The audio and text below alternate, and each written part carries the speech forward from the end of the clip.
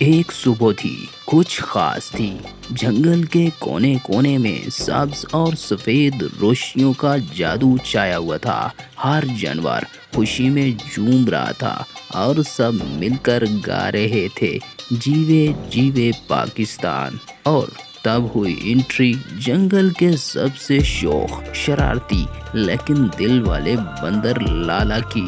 نہ زیادہ عقل مند، نہ زیادہ سیدھا، لیکن جذبے میں 100%۔ پاکستان زندہ باد، جنگل پائندہ باد۔ بندر لالا کے نعرے سن کر پورا جنگل گونج اٹھا۔ ہرن، ہنسا، ہاتھی مسکرایا۔ کسی نے کہا، اوئے لالا، کل تو کیلے کے چھلکے پر پھسل گیا تھا، آج پرچم لگائے گا؟ بندر لالا نے سینے پر ہاتھ مار کر کہا، میں سب سے اونچے درخت پر پرچم لگاؤں گا اور ہوائیں بھی سیلوٹ کریں گی۔ ایک پرچم، تھوڑا سا ٹیپ، ایک لمبی لکڑی اور 3 کیلے۔ لالا نکل پڑا مشن آزادی جنگل ایڈیشن پر۔ لالا نے پہلے درخت چڑھنے کی کوشش کی، لیکن سسرا تو پھسلن سے بھرا تھا۔ دڑم، پورا جنگل ہنس ہنس کر لوٹ پوٹ۔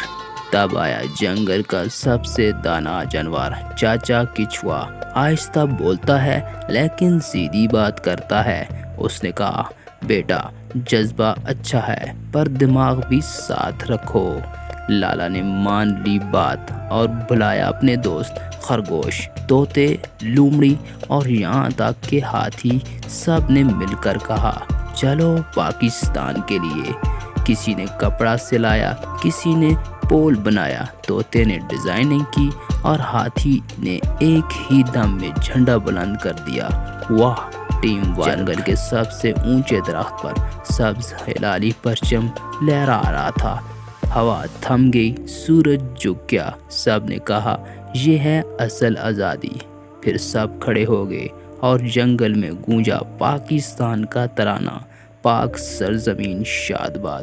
سب روشنیوں میں نہایا ہوا منظر اور آنکھوں میں آنسو۔ لالا نے آسمان کی طرف دیکھا اور کہا، یہ جھنڈا صرف کپڑا نہیں ہے، یہ ہمارا مان، ہماری شان ہے۔ رات کو سب نے جشن منایا، ڈانس، مٹھائیاں، کہکے، اور بندر لالا نے آخر میں کہا، اب ہر سال 14 اگست کو ایسے ہی دھوم سے مچائیں گے۔ تو پیارے بچوں، ہم بھی بندر لالا کی طرح جذبے سے سیکھیں اور اپنے وطن سے سچی محبت کریں۔ پاکستان زندہ باد، یوم آزادی مبارک۔